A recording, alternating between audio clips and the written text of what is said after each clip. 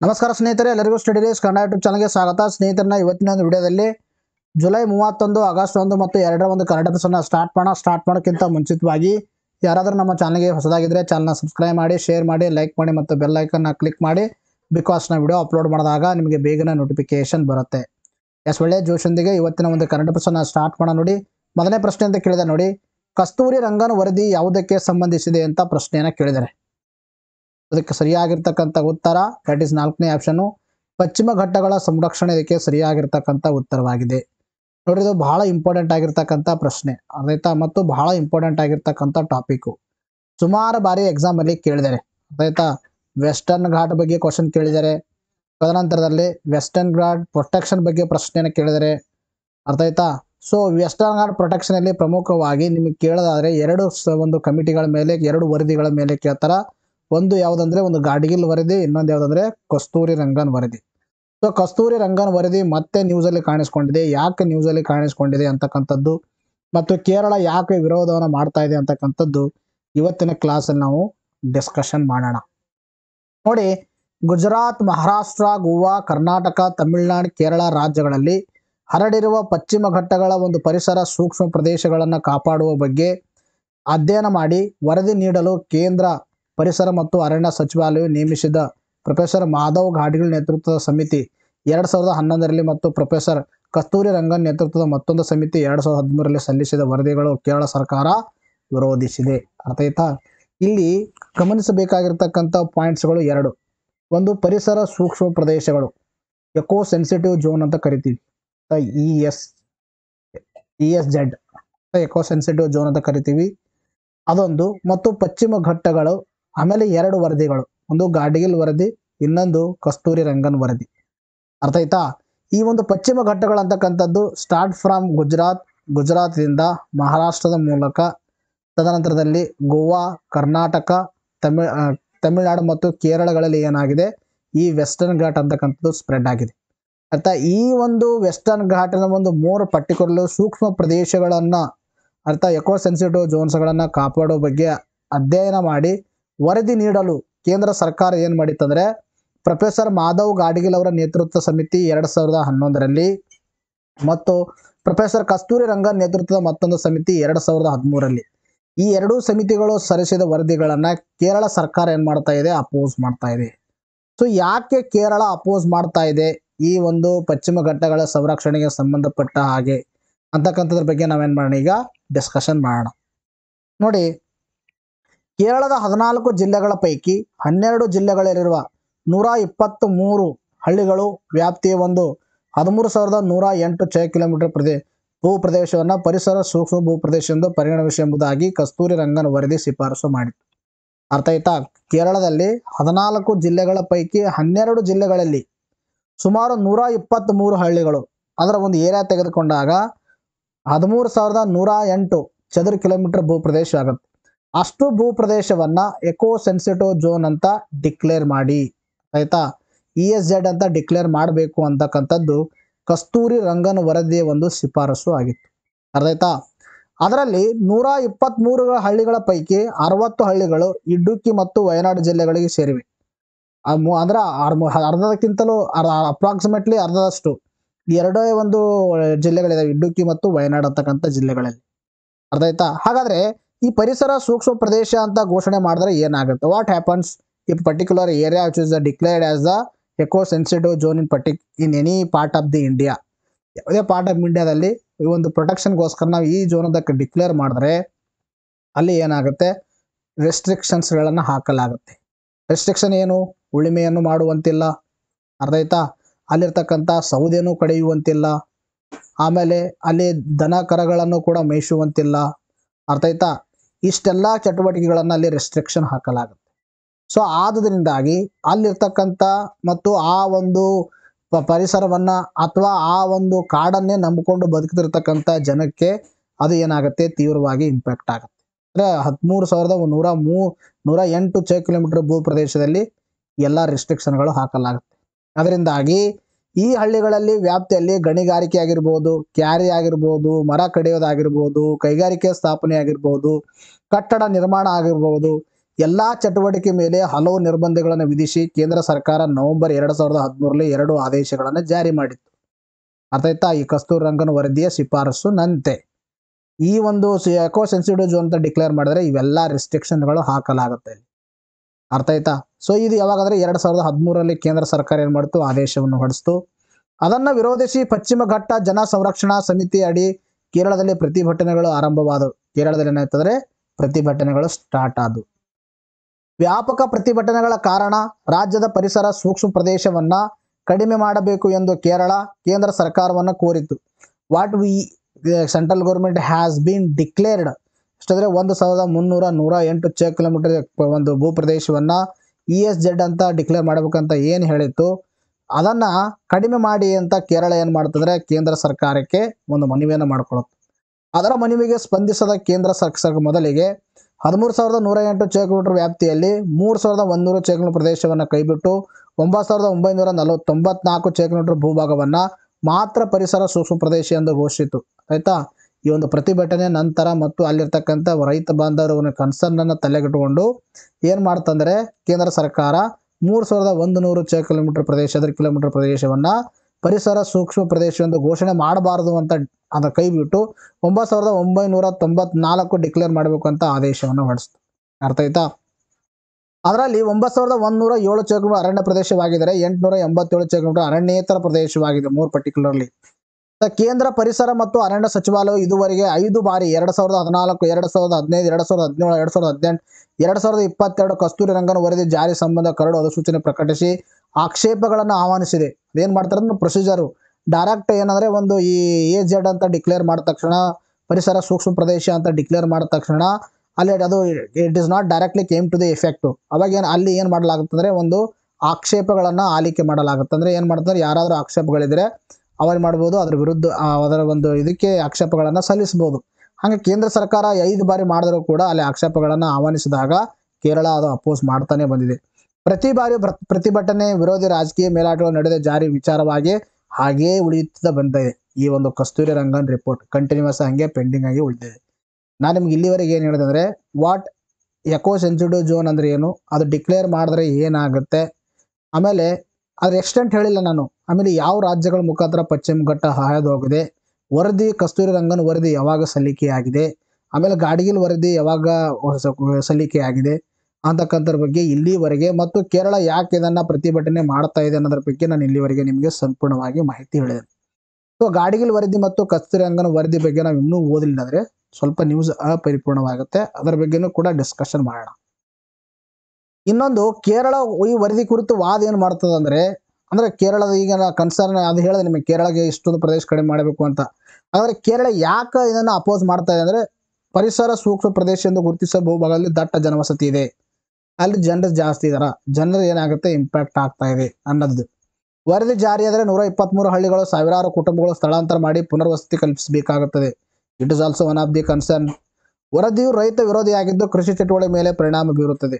ಇದು ಏನಂದ್ರೆ ಕೇರಳದ ಒಂದು ಕನ್ಸರ್ನ್ಸ್ಗಳು. ಈ ರಿಪೋರ್ಟ್ ಜಾರಿಗಾಗಿದ್ರೆ ಏನಾಗುತ್ತೆ ಅಂತಕ್ಕಂಥದ್ದು ಏನ್ ಮಾಡ್ತಾ ಇದೆ ಕೇರಳ ಈ ವಿಧಗಳ ಈ ಒಂದು ಡಿಮ್ಯಾಂಡ್ಗಳನ್ನ ಪ್ರಸ್ತಾಪ ಮಾಡ್ತಾ ಇದೆ, ಅಂದ್ರೆ ಈ ಕನ್ಸರ್ನ್ಗಳನ್ನ ಪ್ರಸ್ತಾಪ ಮಾಡ್ತಾ ಇದೆ.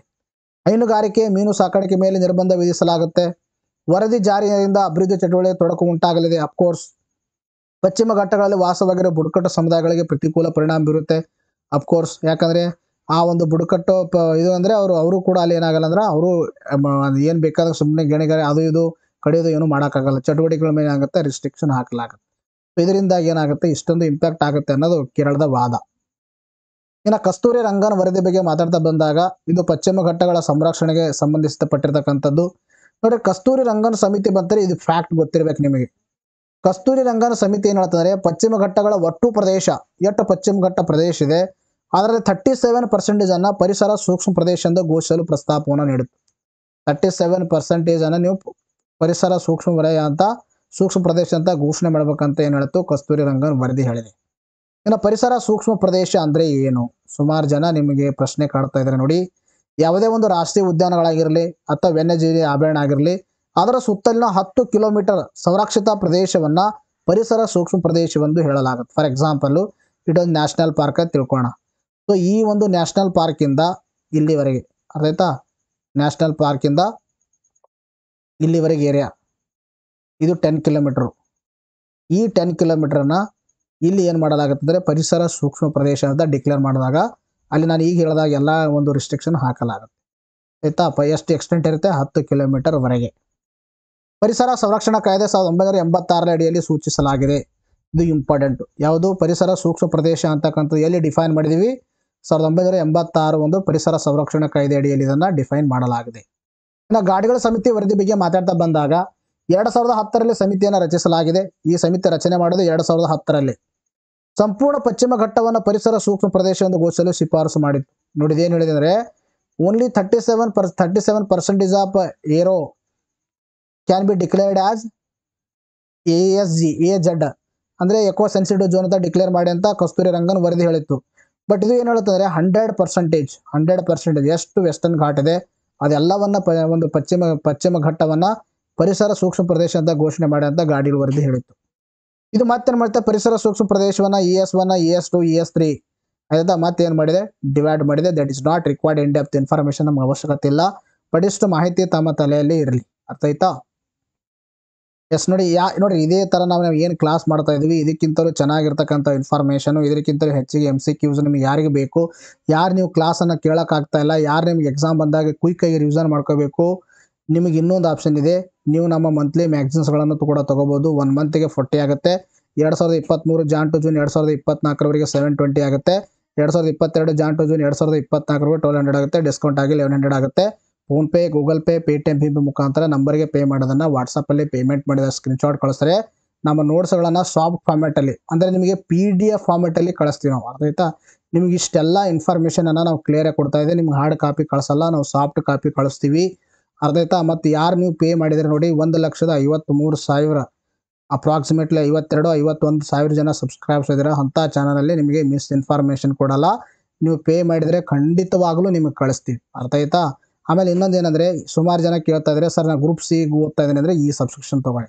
ನಿಮಗೆ ನಾನು ಯಾಕೆ ಹೇಳ್ತಾ ಇದ್ದೀನಿ ಅಂದರೆ KPSC ಆಲ್ವೇಸ್ ಆಕ್ಸ್ 1 ರಿಂದ 1.5 ವರ್ಷದ ಕರೆಂಟ್ ಅಫೇರ್ಸ್ KPSC ಕೇಳ್ತಾರೆ. ಅರ್ಥ ಆಯ್ತಾ? ನಿಮ್ಗೆ ಲಾಸ್ಟ್ ನಾನು ಪ್ರೂಫ್ ಸಮೇತನೂ ಕೂಡ ತೋರಿಸಿದ್ದೀನಿ. ಅರ್ಥ ಆಯ್ತಾ? ಇನ್ನು KE ಎಕ್ಸಾಮಿನೇಷನಲ್ಲಿ ಕೂಡ ಹಂಗೆ ಈ ಕರೆಂಟ್ ಅಫೇರ್ಸ್ ಜಾಸ್ತಿ ಕೇಳ್ತಾ ಇದ್ದಾರೆ. ಯಾರು ನೀವು KS ಓದ್ತಾ ಇದ್ರಿ ಇದು ತೊಗೋಬೇಕು ಸಬ್ಸ್ಕ್ರಿಪ್ಷನ್ನು. ಜೊತೆಗೆ ಏನಂದರೆ ನೀವು economic survey plus budget important. Next ನೋಡಿ ನೆಕ್ಸ್ಟ್ ಪ್ರಶ್ನೆ ಕೇಳಿದ್ರೆ ಇತ್ತೀಚೆಗೆ UPSC ಹೊಸ ಅಧ್ಯಕ್ಷರಾಗಿ ಯಾರು ನೇಮಕಗೊಂಡಿದ್ದಾರೆ ಅಂತ ಪ್ರಶ್ನೆಯನ್ನು ಕೇಳಿದ್ದಾರೆ. ಅದಕ್ಕೆ ಸರಿಯಾಗಿರ್ತಕ್ಕಂಥ ಉತ್ತರ ಯಾವುದಂದರೆ ಪ್ರೀತಿ ಸುದಾನ್. ಆಯ್ತಾ? ಇದು ಸುದಾನ್ ಆಗಬೇಕು. ಪ್ರೀತಿ ಸುದಾನ್ ಇದಕ್ಕೆ ಸರಿಯಾಗಿರ್ತಕ್ಕಂಥ ಉತ್ತರವಾಗಿದೆ. ನೋಡ್ರಿ ಇದು ಬಹಳ ಇಂಪಾರ್ಟೆಂಟ್ ಆಗಿರ್ತಕ್ಕಂಥ ಪ್ರಶ್ನೆ ಇದು. UPSC ಹೊಸ ಅಧ್ಯಕ್ಷರಾಗಿ. UPSC ಅಂದ್ರೆ ಏನಂದರೆ ಹೆಂಗೆ ನಮ್ಮ ಕರ್ನಾಟಕದಲ್ಲಿ KPSC ಅಂತಕ್ಕಂಥದ್ದಿದೆ. That is Karnataka Public Service Commission ಅಂತ ಹೆಂಗೆ ಹೇಳ್ತೀವಿ, ಹಾಗೆ ಯೂನಿಯನ್ ಪಬ್ಲಿಕ್ ಸರ್ವಿಸ್ ಕಮಿಷನ್ ಅಂತ ಹೇಳ್ತೀವಿ ನಾವು. ಈ ಯೂನಿಯನ್ ಪಬ್ಲಿಕ್ ಸರ್ವಿಸ್ ಕಮಿಷನ್ನ ಒಂದು ಕಾನ್ಸ್ಟಿಟ್ಯೂಷನಲ್ ಬಾಡಿ. ಆಯ್ತಾ? ಇದು ಒಂದು ಸಂವಿಧಾನಾತ್ಮಕ ಸಂಸ್ಥೆಯಾಗಿದೆ, ಕಾನ್ಸ್ಟಿಟ್ಯೂಷನಲ್ ಬಾಡಿ. ಅದೇನು ಮಾಡುತ್ತಂದರೆ ಗ್ರೂಪ್ A, ಗ್ರೂಪ್ B, ತದನಂತರ ಇಲ್ಲಿ ಗ್ರೂಪ್ C ವೇರಿಯಸ್ ಒಂದು ಎಕ್ಸಾಮಿನೇಷನ್ ಮುಖಾಂತರ ಗೌರ್ಮೆಂಟ್ ಎಂಪ್ಲಾಯಿಗಳನ್ನು ಏನು ಮಾಡುತ್ತೆ? ಆಯ್ಕೆ ಮಾಡುತ್ತೆ. ಯಾವುದು? UPSC ಅಂತಕ್ಕಂಥದ್ದು. ಕರ್ನಾಟಕದಲ್ಲಿ ಯಾವ ಥರ KPSC ಅಂತಕ್ಕಂಥದ್ದಿದೆ ಅದೇ ಥರನಾಗಿ ಅದರ ಅಧ್ಯಕ್ಷನಾಗಿ ಪ್ರೀತಿ ಸುದಾನ್ ಅವರು ಆಯ್ಕೆಯಾಗಿದ್ದಾರೆ. ನೋಡಿ ಮಾಜಿ ಕೇಂದ್ರ ಆರೋಗ್ಯ ಮತ್ತು ಕಾರ್ಯದರ್ಶಿ ಪ್ರೀತಿ ಸುದಾನ್ ಅವರು UPSC ಅಧ್ಯಕ್ಷರಾಗಿ ನೇಮಕಗೊಂಡಿದ್ದಾರೆ. ಈ ಹಿಂದೆ ಯಾರಿದ್ದಾರೆ? ಈ ಹಿಂದೆ ರಾಜೀನಾಮೆ ನೀಡಿದ ಮನೋಜ್ ಸೋನಿ ಅವರಿದ್ದರು. ಆ ಮನೋಜ್ ಸೋನಿ ಅವರ ನಂತರ ತೆರವಾದ ಸ್ಥಾನಕ್ಕೆ ಈಗ ಅಂದರೆ ಪ್ರೀತಿ ಸುದಾನ್ ಅವರು ಆಯ್ಕೆಯಾಗಿದ್ದಾರೆ. ಮತ್ತೆ ಇದರಷ್ಟು ಮಾಹಿತಿ ಗೊತ್ತಿರಲಿ. ಮತ್ತು UPSC ಬಗ್ಗೆ ನಾನು ಸುಮಾರು ಬಾರಿ ಪ್ರೀವಿಯಸ್ ಕ್ಲಾಸಲ್ಲಿ ಹೇಳಿದ್ದೀನಿ. ಬಟ್ ನೀವು ಇನ್ನೊಂದು ಬಾರಿ ಬ್ರಷಪ್ ಮಾಡೋ ನಾಲೆಜನ್ನು ನೋಡಿ. ಕೇಂದ್ರ ಲೋಕಸೇವಾ ಆಯೋಗ ಇದು ಎಷ್ಟಂದರೆ ಭಾಗ 14ರಲ್ಲಿ ಬರುತ್ತೆ. ಭಾಗ 14ರಲ್ಲಿ ಬರುತ್ತೆ. ಆರ್ಟಿಕಲ್ 315ರಿಂದ 323, ಆರ್ಟಿಕಲ್ ಫಾರ್ಮ್ 315 to 323 ಅಲ್ಲಿ ಏನಂದರೆ ಈ ಒಂದು ಕೇಂದ್ರ ಲೋಕಸೇವಾ ಆಯೋಗದ ಬಗ್ಗೆ ಉಲ್ಲೇಖ ಇದೆ. ಅಂದರೆ ಕೇಂದ್ರ ಲೋಕಸೇವಾ ಆಯೋಗದ ಸಂಯೋಜನೆ ಎಷ್ಟು ಜನ ಮೆಂಬರ್ ಇರಬೇಕು, ಎಷ್ಟು ಜನ ಅಧ್ಯಕ್ಷರಿರಬೇಕು ಅನ್ನೋ ಸ್ಟ್ರೆಂತನ್ನು who decides? It is decided by the ರಾಷ್ಟ್ರಪತಿ. ರೈತ ಪ್ರೆಸಿಡೆಂಟ್ ಏನು ಮಾಡ್ತಾರೆ? ಅದನ್ನು ಡಿಸೈಡ್ ಮಾಡ್ತಾರೆ. ಎಷ್ಟು ಜನ ಅಧ್ಯಕ್ಷರಿರಬೇಕು, ಆಮೇಲೆ ಎಷ್ಟು ಜನ ಸದಸ್ಯರಿರಬೇಕು ಅಂತಕ್ಕಂಥದ್ದು, ಮತ್ತು ಅವರು ಯಾವ ಥರ ಆಯ್ಕೆ ಮಾಡ್ಬೇಕು ಅನ್ನೋದು ರಾಷ್ಟ್ರಪತಿಯವರು ಡಿಸೈಡ್ ಮಾಡ್ತಾರೆ. ಇನ್ನು ಇವರು ರಾಜೀನಾಮೆ ಯಾರಿಗೆ ನೀಡ್ತಾರೆ ಅಂದರೆ ಭಾರತ ರಾಷ್ಟ್ರಪತಿಗೆ ಪತ್ರ ಬರೆದು ರಾಜೀನಾಮೆಯನ್ನು ನೀಡ್ತಾರೆ. ಸಂಯೋಜನೆ ಏನು, ಆಯ್ಕೆ ಮಾಡೋರು ಯಾರು, ಆಮೇಲೆ ಎಲ್ಲಿಂದ ಎಲ್ಲಿವರೆಗೆ ಆರ್ಟಿಕಲ್ಲು, ಭಾಗ ಎಷ್ಟನೇದು, ಇಷ್ಟು ಮಾಹಿತಿ ಗೊತ್ತಿರಲಿ. ಆಮೇಲೆ it is one of the constitutional body. ಆಯ್ತಾ? ಇದು ಒಂದು ಸಂವಿಧಾನಾತ್ಮಕ ಸಂಸ್ಥೆಯಾಗಿದೆ. ಇದರ ಬಗ್ಗೆ ಏನಂದರೆ ಭಾರತ ಸಂವಿಧಾನದಲ್ಲಿ ಉಲ್ಲೇಖವಿದೆ. ಭಾಗ 14 315ರಿಂದ 323. Hence it is a constitutional body. ಇವರಿಗೆ ತೆಗೆಯುವಿಕೆ ಹೇಗೆ, ಇವರಿಗೆ ಹೆಂಗೆ ತೆಗೆದು ಹಾಕಲಾಗುತ್ತೆ ಮೆಂಬರ್ಸ್ಗಳು ಮತ್ತು ಚೇರ್ಮನ್ಸ್ಗಳನ್ನ. ಭಾರತ ರಾಷ್ಟ್ರಪತಿಯಿಂದ ಸಂವಿಧಾನದಲ್ಲಿ ಉಲ್ಲೇಖಿಸಲಾದ ರೀತಿಯಲ್ಲಿ ಅಥವಾ ದುರ್ವರ್ತನೆಯ ಆಧಾರದ ಮೇಲೆ ರಾಷ್ಟ್ರಪತಿಗಳು ವಿಚಾರಣೆಗಾಗಿ ಸುಪ್ರೀಂ ಕೋರ್ಟ್ಗೆ ವಿಷಯವನ್ನು ಉಲ್ಲೇಖಿಸಬೇಕಾಗುತ್ತದೆ. ಅರ್ಥ ಆಯ್ತಾ? ಇವರು ತೆಗಿಬೇಕಾದ್ರೆ ಏನಂದ್ರೆ ಸಂವಿಧಾನದಲ್ಲಿ ಯಾವ ಥರ ಉಲ್ಲೇಖ ಮಾಡಿದ ಆ ಥರ ಅಥವಾ ದುರ್ವರ್ತನೆ ಆಧಾರದ ಮೇಲೆ ರಾಷ್ಟ್ರಪತಿಗಳು ಏನು ಮಾಡ್ತಾರೆ, ಸುಪ್ರೀಂ ಕೋರ್ಟ್ಗೆ ಇದನ್ನು ಕಳ್ತಾರೆ. ಸುಪ್ರೀಂ ಕೋರ್ಟ್ ಜಜ್ಮೆಂಟ್ ಎಸ್ ಇವರು ದುರ್ವರ್ತನೆ ಮಾಡಿದ್ದಾರೆ ಅಂತ ಹೇಳಿದ ತಕ್ಷಣ ಅವರನ್ನು ತೆಗೆದುಹಾಕಲಾಗುತ್ತೆ. ಸುಪ್ರೀಂ ಕೋರ್ಟ್ ಪದಚ್ಯುತಗೊಳಿಸುವ ಕಾರಣವನ್ನು ಎತ್ತಿ ಹಿಡಿದ ಸಲಹೆ ನೀಡಿದರೆ ರಾಷ್ಟ್ರಪತಿಗಳು UPSC ಅಧ್ಯಕ್ಷ ಅಥವಾ ಸದಸ್ಯರನ್ನ ತೆಗೆದುಹಾಕಬಹುದು. ಆಯ್ತಾ? ಇಷ್ಟು ಮಾಹಿತಿ ಗೊತ್ತಿರಬೇಕು, ಇಂಪಾರ್ಟೆಂಟ್. ತೆಗೆದುಹಾಕೋದು ಅಷ್ಟೊಂದು ಸುಲಭದ ಮಾತಲ್ಲ. ನೋಡಿ, ನೆಕ್ಸ್ಟ್ ಪ್ರಶ್ನೆ ಕೇಳಿದ್ರೆ, ವಿಶ್ವ ಪಾರಂಪರಿಕ ತಾಣಗಳ ಪಟ್ಟಿಯಲ್ಲಿ ಅತಿ ಹೆಚ್ಚು ತಾಣಗಳ ಹೊಂದಿರುವ ದೇಶ ಯಾವುದು ಅಂತ ಪ್ರಶ್ನೆ ಕೇಳಿದ್ದಾರೆ. ಅದಕ್ಕೆ ಸರಿಯಾಗಿರ್ತಕ್ಕಂಥ ಉತ್ತರ ಇಟ್ಲಿ ಇಸ್ ದ ರೈಟ್ ಆನ್ಸರ್. ನೋಡಿ, ಇದನ್ನು ಕೂಡ ಬಹಳ ಇಂಪಾರ್ಟೆಂಟ್ ಆಗಿರ್ತಕ್ಕಂಥ ಪ್ರಶ್ನೆ. ಈ ತರ ಪ್ರಶ್ನೆನ ಕೂಡ ನಿಮ್ಮ ಮುಂದೆ ಬರ್ತಕ್ಕಂಥ ಎಕ್ಸಾಮ್ ಅಲ್ಲಿ ಸ್ಟೇಟ್ಮೆಂಟ್ ಆದ್ರೂ ಕೇಳಬಹುದು ಅಥವಾ ಡೈರೆಕ್ಟ್ ಆಗಿ ಕೇಳಬಹುದು. ನಿಮ್ಗೆ ಈಗಾಗಲೇ ಏನಂದ್ರೆ ವರ್ಲ್ಡ್ ಹೆರಿಟೇಜ್ ಸೈಟ್ಸ್ ಅಂತ ಹೇಳ್ತೀವಿ. World heritage sites, world heritage sites which is declared by the UNESCO. UNESCO ಏನ್ ಮಾಡುತ್ತೆ, ಇದು ಡಿಕ್ಲೇರ್ ಮಾಡುತ್ತೆ. ಆಯ್ತಾ? ಈ ಯುನೆಸ್ಕೋ ಡಿಕ್ಲೇರ್ ಮಾಡುತ್ತೆ ವರ್ಲ್ಡ್ ಹೆರಿಟೇಜ್ ಸೈಟು. ಇದರ ಒಂದು 46ನೇ ಸಭೆ, ಅರ್ಥಾಯ್ತಾ, 46ನೇ ಸಭೆ ಅಂತಕ್ಕಂಥದ್ದು ಎಲ್ಲಿ ನಡೀತಾ ಇದೆ ಅಂದ್ರೆ ಭಾರತದಲ್ಲಿ ನಡೀತಾ ಇದೆ. 46ನೇ ಸಭೆ ಭಾರತದಲ್ಲಿ ನಡೀತಾ ಇದೆ. ಸೊ 46ನೇ ಸಭೆ ಭಾರತದಲ್ಲಿ ನಡೆದಾಗ ಭಾರತದಲ್ಲಿ ಎಷ್ಟು ತಾಣಗಳನ್ನ ಡಿಕ್ಲೇರ್ ಮಾಡಲಾಗಿದೆ ಅಂತ ಈಗಾಗಲೇ ನಾನು ನಿಮಗೆ ಹೇಳಿದ್ದೀನಿ. ಅರ್ಥ ಆಯ್ತಾ? ಅಸ್ಸಾಂನಲ್ಲಿ ಇರ್ತಕ್ಕಂಥ ಒಂದು ಸಮಾಧಿಯನ್ನು ಇತ್ತೀಚೆಗೆ ಸೇರಿಸಿದರೆ ಆ ಮುಖಾಂತರ ಭಾರತ ತಾಣಗಳ ಸಂಖ್ಯೆ 43 ಆಗಿದೆ ಅಂತ ಪ್ರೀವಿಯಸ್ ಕ್ಲಾಸಲ್ಲಿ ನಾನು ಹೇಳಿದ್ದೀನಿ. ಅರ್ಥ ಆಯ್ತಾ? ಮತ್ತೆ ಇನ್ನೊಂದು ಹೇಳಿದರೆ ಒಂದು ನೆಲ್ಸನ್ ಮಂಡೇಲ ಅವರ 5 ಸ್ಥಳಗಳು, ಅದ್ರ ಬಗ್ಗೆನೂ ಕೂಡ ಡಿಸ್ಕಷನ್ ಮಾಡಿದ್ದೀನಿ. ಇವತ್ತಿನ ಕ್ಲಾಸಲ್ಲಿ ಯಾವ್ಯಾವ ಎಷ್ಟು ಒಂದು ಸ್ಥಳಗಳನ್ನು ಡಿಕ್ಲೇರ್ ಮಾಡಿದರೆ ಟೋಟಲ್ ಯಾವ ದೇಶ ಅತಿ ಹೆಚ್ಚಾಗಿ ಹೊಂದಿದೆ ಅಂತಕ್ಕಂಥ ಬಗ್ಗೆ ನಾವೇನು ಮಾಡೋಣ, ಡಿಸ್ಕಷನ್ ಮಾಡೋಣ. ನೋಡಿ, ಯುನೆಸ್ಕೋ ವಿಶ್ವ ಪರಂಪರಾ ಸಮಿತಿಯ 46ನೇ ಅಧಿವೇಶನದಲ್ಲಿ ವಿಶ್ವದಾದ್ಯಂತ 24 ಹೊಸ ತಾಣಗಳು ಯುನೆಸ್ಕೋ ವಿಶ್ವ ಪಾರಂಪರಿಕ ತಾಣಗಳ ಪಟ್ಟಿಯಲ್ಲಿ ಸೇರಿಸಲಾಗಿದೆ. ಅರ್ಥ ಆಯ್ತಾ? 46ನೇ ಒಂದು ಸೆಷನ್ ನಡೀತಾ ಇದೆ. ಸೊ ಅದು ಎಲ್ಲಿ ನಡೀತಾ ಇದೆ? ಭಾರತದಲ್ಲಿ ನಡೀತಾ ಇದೆ. ಭಾರತದ ಅಧ್ಯಕ್ಷತೆಯನ್ನು ವಹಿಸಿಕೊಂಡಿದೆ. ಸೊ 24 ತಾಣಗಳನ್ನು, ಹೊಸ ತಾಣಗಳನ್ನು ಯುನೆಸ್ಕೋ ವಿಶ್ವ ಪಾರಂಪರಿಕ ತಾಣಗಳೆಂದು ಪಟ್ಟಿಯಲ್ಲಿ ಸೇರಿಸಲಾಗಿರ್ತಕ್ಕಂಥದ್ದು. ಭಾರತವು ಮೊದಲ ಬಾರಿಗೆ ಜುಲೈ 21ರಿಂದ 31ರವರೆಗೆ ನವದೆಹಲಿಯಲ್ಲಿ ವಿಶ್ವ ಪಾರಂಪರಿಕ ಸಮಿತಿ ಅಧಿವೇಶನವನ್ನು ಆಯೋಜಿಸಿದೆ. ಅರ್ಥ ಆಯ್ತಾ? First time India hosting the UNESCO presidency. UNESCO presidency Bharat ಏನು ಮಾಡ್ತಾ ಇದೆ, ಹೋಸ್ಟ್ ಮಾಡ್ತಾ ಇದೆ. ಸೊ ಈ ಒಂದು ಪ್ರೆಸಿಡೆನ್ಸಿಯಲ್ಲಿ ಟೋಟಲ್ 24 ತಾಣಗಳನ್ನು ವಿಶ್ವ ಪಾರಂಪರಿಕ ತಾಣಗಳಂತ ವರ್ಲ್ಡ್ ವೈಡ್ ಡಿಕ್ಲೇರ್ ಮಾಡಲಾಗಿದೆ. 24 ಹೊಸ ಪಾರಂಪರಿಕ ತಾಣಗಳಲ್ಲಿ 19 ಸಾಂಸ್ಕೃತಿಕ ವಿಭಾಗ, 4 ನೈಸರ್ಗಿಕ ವಿಭಾಗ ಮತ್ತು 1 ಮಿಶ್ರ ವಿಭಾಗವನ್ನ ಏನು ಮಾಡಲಾಗಿದೆ, ಸೇರಿಸಲಾಗಿದೆ. ಗೊತ್ತಿರಬೇಕು, ಇಂಪಾರ್ಟೆಂಟ್. ಇದನ್ನು ಕೂಡ ಟೋಟಲ್ 19, ಟೋಟಲ್ 24ರಲ್ಲಿ 19 4 ಪ್ಲಸ್ 1, 19 ಪ್ಲಸ್ 4 ಪ್ಲಸ್ 1 ಏನದು ಮಿಶ್ರ ಅಂತಕ್ಕಂಥದ್ದು. ಟೋಟಲ್ 24 ಒಂದು ಇದನ್ನ ಡಿಕ್ಲೇರ್ ಮಾಡಲಾಗಿದೆ. ಇದರಲ್ಲಿ ಪ್ರಸ್ತುತ ವಿಶ್ವದಲ್ಲಿ 1233 ತಾಣಗಳು ವಿಶ್ವ ಪಾರಂಪರಿಕ ತಾಣಗಳ ಪಟ್ಟಿಯಲ್ಲಿದೆ. Total world wide. ಅವುಗಳಲ್ಲಿ 952 ಸಾಂಸ್ಕೃತಿಕ, 231 ನೈಸರ್ಗಿಕ ಮತ್ತು 40 ಮಿಶ್ರ ತಾಣಗಳಿವೆ. ಆಯ್ತಾ? 40 ಮಿಶ್ರ ತಾಣಗಳಿವೆ. ಅದರಲ್ಲಿ ಇಟಲಿ 60 ತಾಣಗಳೊಂದಿಗೆ ಪಟ್ಟಿಯಲ್ಲಿ ಅಗ್ರಸ್ಥಾನದಲ್ಲಿದೆ. ಆಯ್ತಾ? ಅತಿ ಹೆಚ್ಚು ತಾಣಗಳನ್ನು ಹೊಂದುವ ಮುಖಾಂತರ ಇಟಲಿ ಏನಿದೆ ಫಸ್ಟ್ ರ್ಯಾಂಕ್ ಅಲ್ಲಿದೆ. 59 ತಾಣಗಳೊಂದಿಗೆ ಚೀನಾ ನಂತರದ ಸ್ಥಾನದಲ್ಲಿ, ಸೆಕೆಂಡ್ ಚೀನಾ ಇದೆ, ಫಸ್ಟ್ ರ್ಯಾಂಕ್ ಅಲ್ಲಿ ಇಟ್ಲಿ ಇದೆ. ವರ್ಲ್ಡ್ ವೈಡ್ ಅಲ್ಲಿ 1233 ತಾಣಗಳು, ಅದರಲ್ಲಿ 952 ಸಾಂಸ್ಕೃತಿಕ, 231 ನೈಸರ್ಗಿಕ, 40 ಮಿಶ್ರ ತಾಣಗಳಿವೆ. ನಿಮಗೆ ಎಕ್ಸಾಮ್ ಅಲ್ಲಿ ಯಾವ ತರ ಕೇಳಬಹುದು ಅಂದ್ರೆ, ಈ ಕೆಳಗಿನಲ್ಲಿ ಇರತಕ್ಕಂಥ ಯುನೆಸ್ಕೋ ಪಾರಂಪರಿಕ ತಾಣಗಳನ್ನ ಅವರೋಹಣ ಕ್ರಮದಲ್ಲಿ ಬರೀರಿ ಅಂತ ಕೇಳ್ತಾರೆ. ಯಾವುದು ಕರೆಕ್ಟ್ ಆಗಿದೆ ಅಂತ ಗೊತ್ತಿರಬೇಕು. ಸಾಂಸ್ಕೃತಿಕ ತಾಣಗಳು ಮೊದಲನೇ ಸ್ಥಾನದಲ್ಲಿದೆ, 2ನೇ ಸ್ಥಾನದಲ್ಲಿ ನೈಸರ್ಗಿಕ, 3ನೇ ಸ್ಥಾನದಲ್ಲಿ ಮಿಶ್ರ ಇದೆ.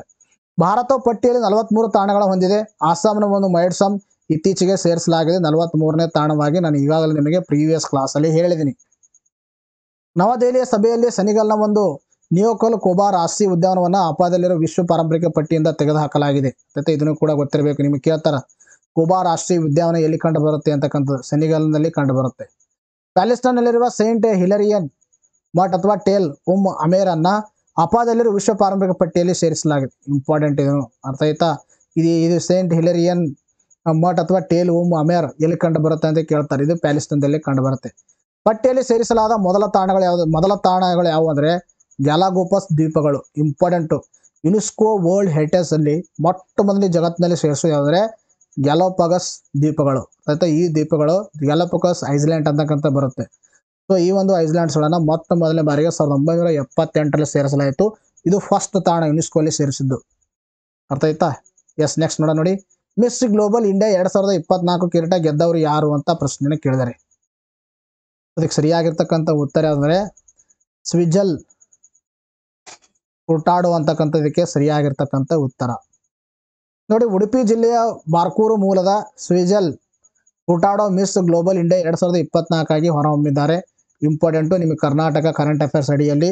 ಮತ್ತು ಜೈಪುರದ ಒಂದು ಅಮೇರ್ನಲ್ಲಿ ನಡೆದ ಮಿಸ್ ಸೂಪರ್ ಮಾಡೆಲ್ ಇಂಡಿಯಾ ಸ್ಪರ್ಧೆಯಲ್ಲಿ ವಿವಿಧ ಹಂತಗಳನ್ನು ಯಶಸ್ವಿಯಾಗಿ ಪೂರೈಸಿ ಮಿಸ್ ಗ್ಲೋಬಲ್ ಇಂಡಿಯಾ 2024 ಕಿರೀಟವನ್ನು ಗೆದ್ದಿದ್ದಾರೆ. ಯಾವ ಮೂಲದವರು, ಯಾರು ಗೆದ್ದಿದ್ದಾರೆ ಅಂತಕ್ಕಂಥ ಮಾಹಿತಿ ಗೊತ್ತಿರಲಿ.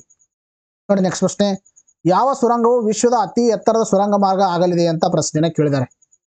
ಅದಕ್ಕೆ ಸರಿಯಾಗಿರ್ತಕ್ಕಂಥ ಉತ್ತರ ಸಿಂಕುಲಾ ಸುರಂಗ ಮಾರ್ಗ. ಇದಕ್ಕೆ ಸರಿಯಾಗಿರ್ತಕ್ಕಂಥ ಉತ್ತರ. ಇಂಪಾರ್ಟೆಂಟು. ನಾನು ಈಗಾಗಲೇ ಇದಕ್ಕೆ ಒಂದು ಬಾರಿ ಡಿಸ್ಕಷನ್ ಮಾಡೀನಿ ಪ್ರೀವಿಯಸ್ ಕ್ಲಾಸಲ್ಲಿ. ಬಟ್ ಈಗಲೂ ಕೂಡ ಇನ್ನೊಂದು ಬಾರಿ ನಾನು ಏನು ಎತ್ಕೊಂಡಿದ್ದೀನಿ ಅಂತಕ್ಕಂಥದ್ದು ಹೇಳ್ತೀನಿ ನೋಡಿ.